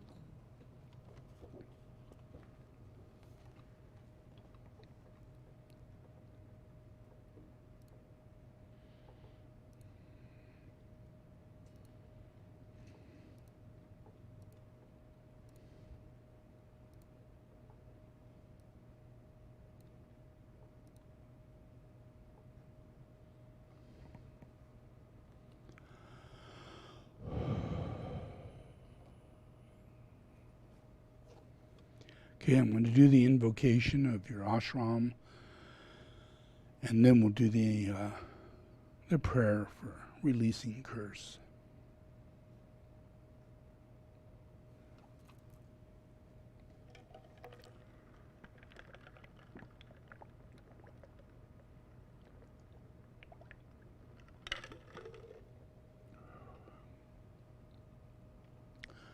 Okay, repeat after me. I invoke the power, the love, and the wisdom of my ashram, soul, and monad.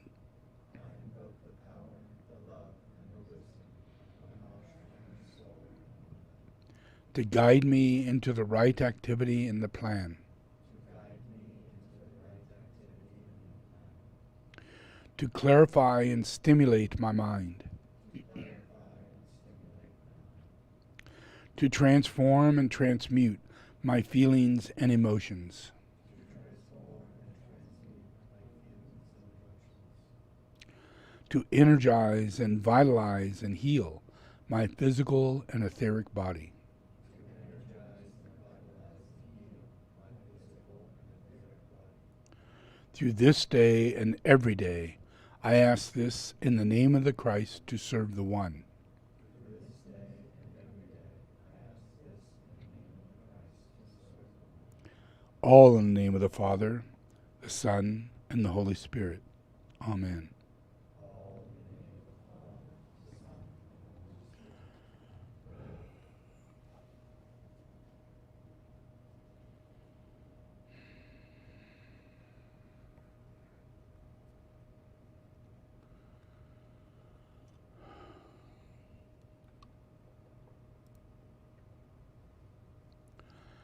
Okay, repeat after me this prayer.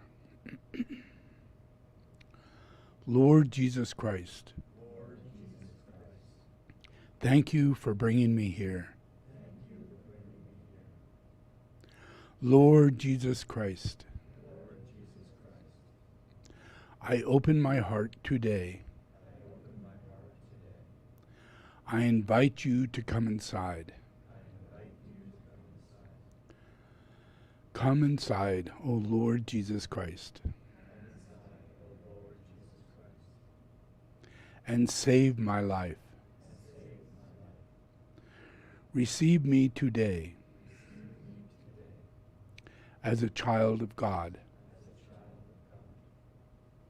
Forgive all my sins Forgive all my sins, and write my name and write my name in the book of life. in the book of life. I give myself to you, I give myself to you, my spirit, my spirit, my soul, my soul, my body. my body. Receive me, Jesus Christ. Receive me, Jesus Christ. Now, Now, devil, devil, the blood of Jesus Christ the blood of Jesus Christ is against you. is against you. I command you now I command you now to leave me. to leave me. I do not belong to you. I do not belong to you. I am God's property. I am God's property. Leave my life. Leave my life. I disassociate myself from you. I disassociate myself from you. I renounce every evil covenant I renounce every evil covenant I have entered with you. I have entered with you. In the name of Jesus Christ, In the name of Jesus Christ, I have received salvation, I have received salvation. and I am a child of God. I am a child of God. Amen.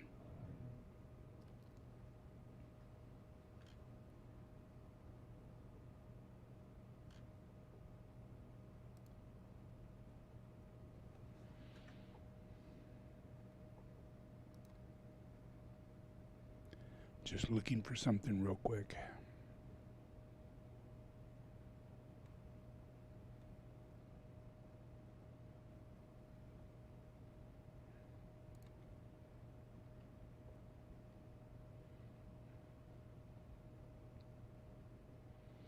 Is all the hard drives plugged in?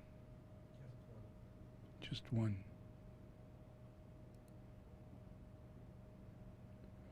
Is that which one is that?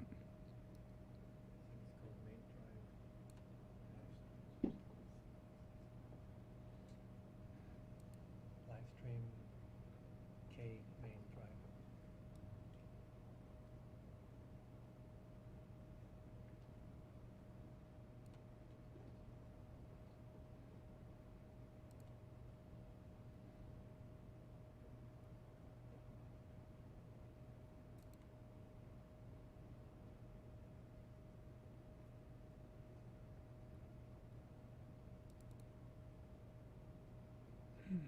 Okay. All right. Just do the Om same time I do. Close your eyes and relax.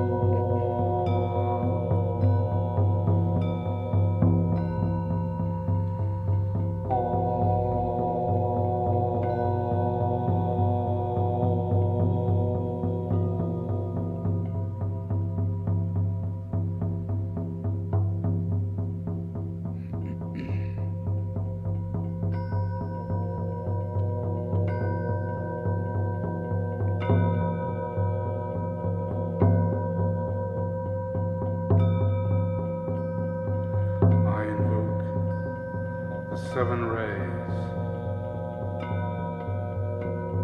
to raise the senses of humanity, expressed as the soul.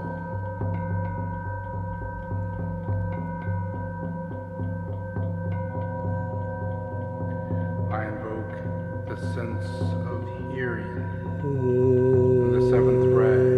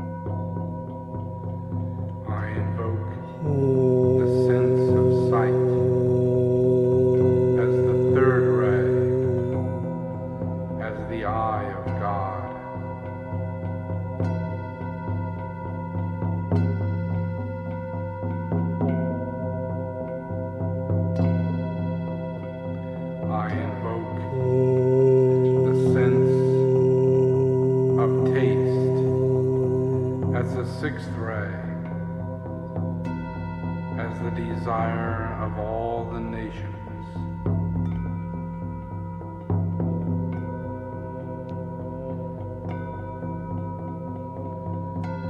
I invoke the sense of smell as the fourth ray, the beauty of revelation.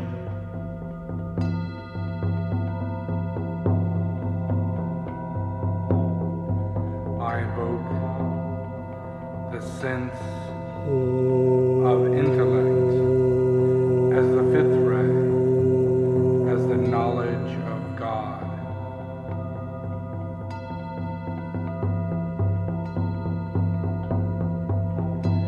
I invoke the sense of intuition as the second ray, the understanding of God.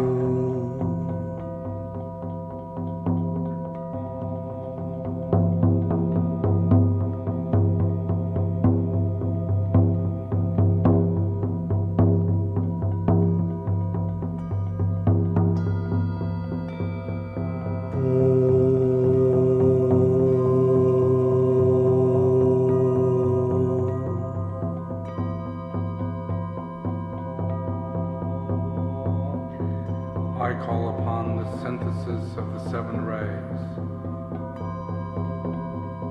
to be expressed through your personality.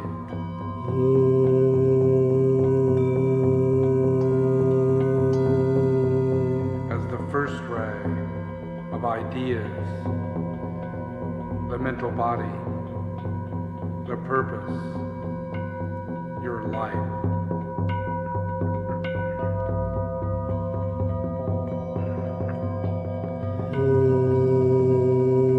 Second ray of ideals, the astral body and your quality.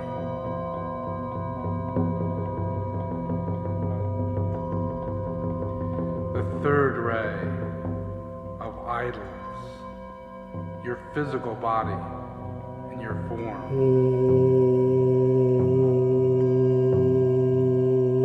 The fourth ray of the 4th kingdom of humanity in balance.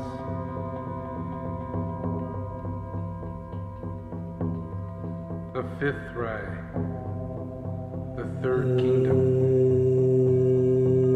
the animals.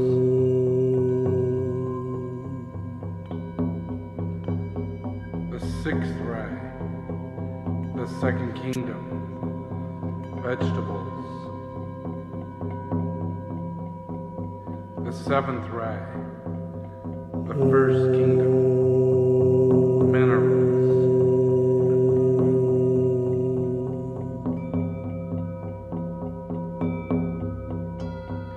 I call upon the relationships of all the kingdoms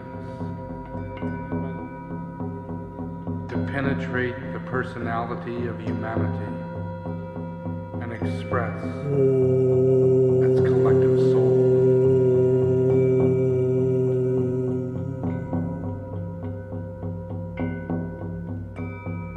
The 7th ray and the 4th ray as the mineral kingdom.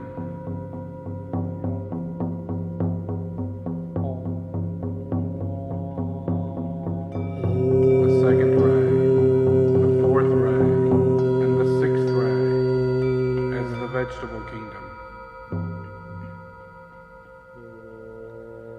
The 3rd ray and the 6th ray as the animal kingdom.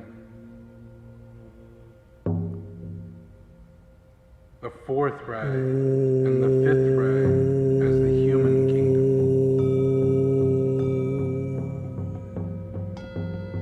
The 5th ray and the 2nd ray as the egoic soul.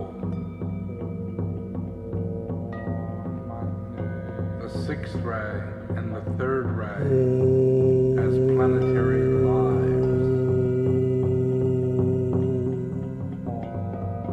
The 1st ray and the 7th ray as solar lives.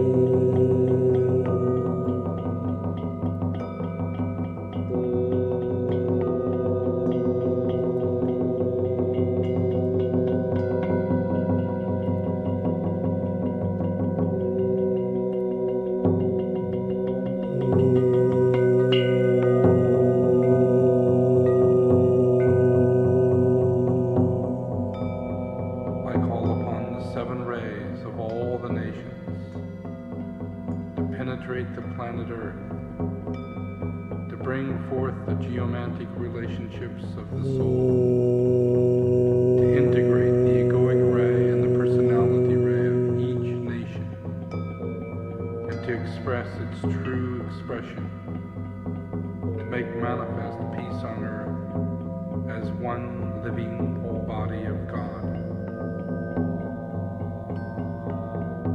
I call upon India to bring forth its 4th ray of personality and to integrate its 1st ray of soul to manifest the hidden light.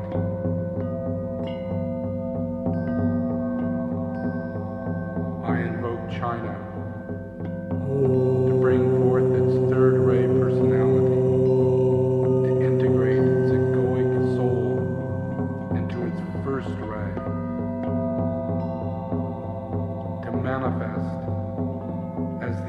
purification of the way.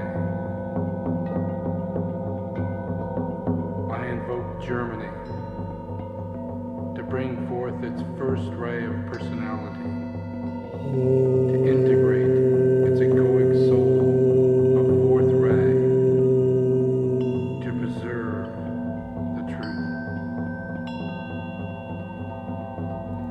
I invoke France and its third ray personality, to integrate its fifth ray of egoic soul, to release the light. I invoke Great Britain and its first ray personality, and its second ray egoic soul, to bring forth its service. I invoke Italy and its fourth ray personality, to integrate its sixth ray soul, to carve the two paths.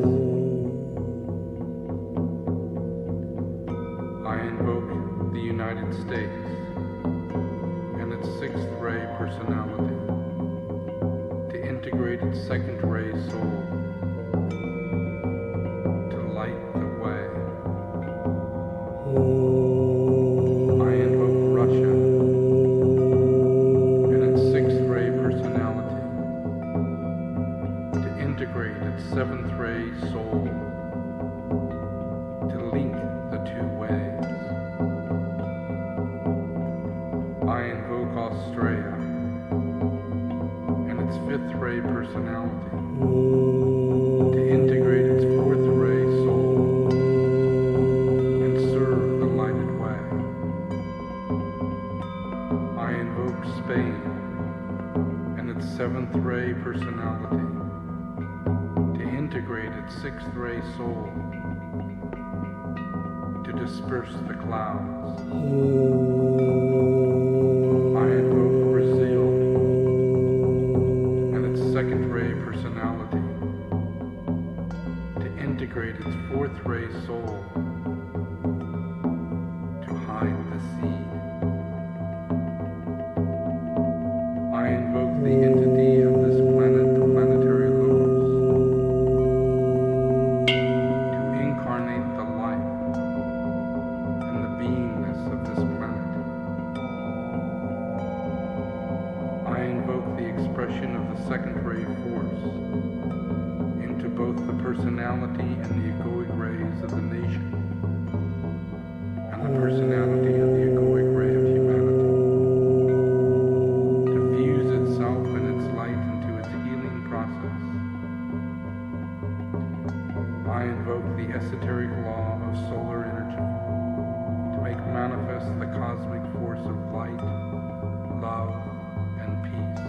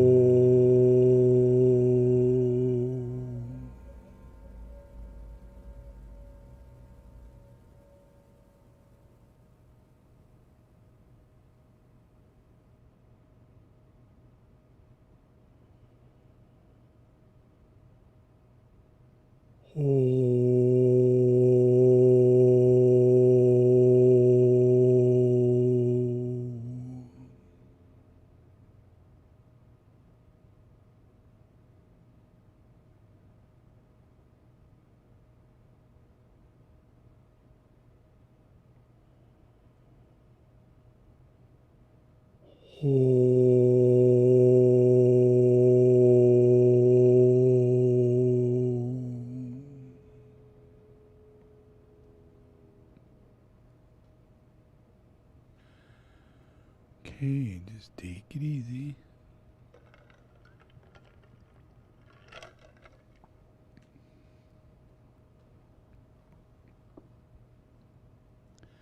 Okay, open your eyes.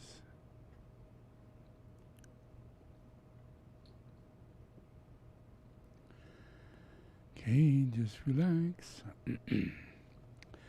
This weekend on, I think it's the 13th, is it 13th or 12th? 12th. I'll be doing a darshan, and it's all day long. I'm going to be focusing on the rays. I'm going to do what I can to help explain the rays more and give you an understanding about more and more about what will be natural in the world, once the soul is integrated. You have to think of it in terms of a butterfly and, and a caterpillar. It's a magical thing. The process of the caterpillar going into a cocoon and going through the entire metamorphosis, manifesting into a butterfly. Freaking crazy. Impossible. And animals whose limbs could be cut off and they grow back, another totally crazy thing. Or animals that can literally change their form and their color according to need. Insane.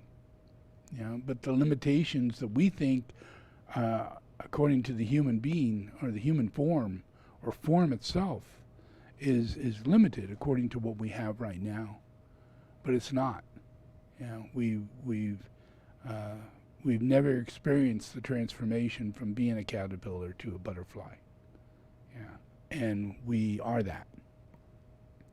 We're not going to sprout wings and we're not going to start getting feathers in our hands and start looking like the movie Heroes or something, but we will start awakening these chakras. And these chakras will become part of our senses. Right now, we have senses that could smell, they could touch, they could taste, they have hearing, all those things. Those are our senses, but they have a higher sense, a collective body. Each one of those senses is a relationship to a ray. And they have a particular quality to them, a characteristic, a vibration that comes with us, that gives us a whole other view of life, another impression of reality, and it allows us to see the truth and actually turn reality into the evolutionary truth, by being co-creators of that impression by our senses.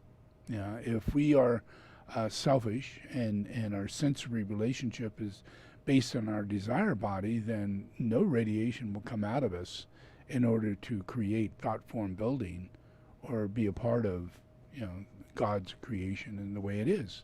We'll just be kind of like there and living and having our existence, but not have been born yet to experience our spiritual existence. So that process is yet to come. We are going to go through that. And in our every incarnation, we will go through this process of changing from the caterpillar to the butterfly. Every incarnation. And that every incarnation, we become more the butterfly. And it just makes a lot of incarnations to do that. A whole lot. It doesn't happen in a silly process hoping that it would be like the butterfly, but it is the same process. It's harmony through conflict. It's our ability to go through what we can just eat the candy now, or we can not eat the candy now and maybe just take a taste of a little bit of an orange and not shoot for concentrating that orange into a candy, and dry it and turn it into massive sugar just because we can, But there's a quality of everything that leaves it at a higher nature and a higher ability and a higher thing, you know. And as we move through our life, we have to choose those choices in order not to divert it into our desire body, because we're just asking for something quick. We're asking for what we can have now, you know, rather than not know what we're going to have, you know, and have a revelation and learn what it is we're meant to do by developing morals.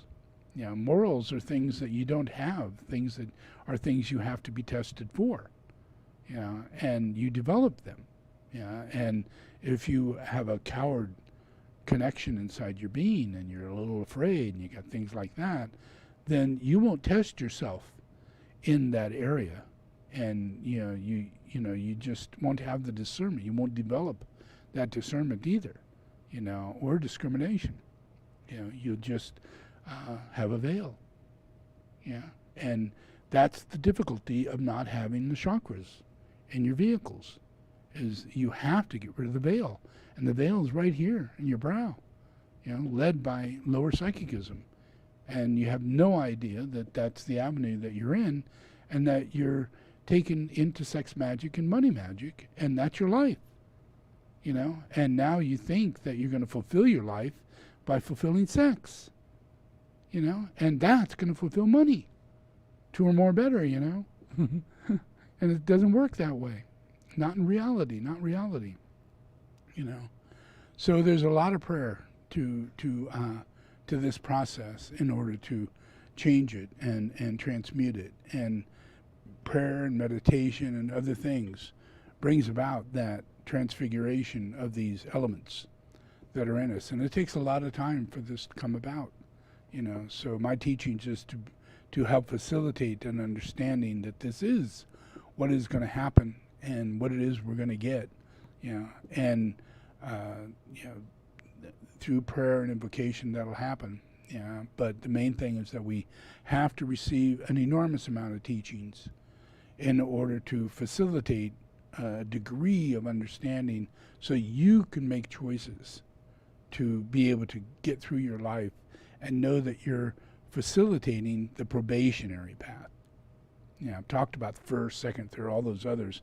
But the probationary path is really the one everybody is staggering on. They're just like, that's where you're getting the spiritual interest, going out of being an atheist and agnostic into probationary path.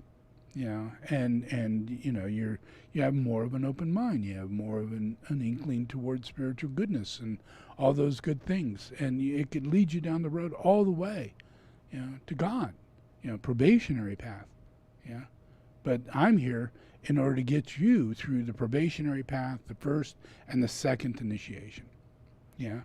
And so I know what your outcome's going to be. I know what your difficulties are going to be. I know where you're going to probably be making many of your mistakes, you know, and where you'd be better off knowing that I said these things, knowing that I'm pointing out these things about rays and other things, because they connect to potentially your personality ray or your soul ray, and a weakness or a strength that you'll be developing. So in this darshan that I'm going to be giving, I'm going to be teaching on all the 7 rays and relationship to all the rays of the soul, all the rays of the personality, all the rays of the physical, mental, and emotional bodies. Yeah, and I'm going to try and illustrate to help you better understand, you know, not to worry, you know, whether or not your rays are integrating or not, but just so that you can better facilitate the fact that in reality you're being reborn into the second ray. And so any weaknesses you have is from your curse. And the process of karma or energy of the rays you've got that are not from a plane of initiation. Yeah, they have these chakras that are going in different directions. They're there right now, you know. So it's just a matter of, if I can help you better understand it, when you have that awakening, it's all going to kind of like click, and you'll have many changes go on in your life That will be directly due to the fact that now you have something you never had before. You have a chakra. And it's awakening.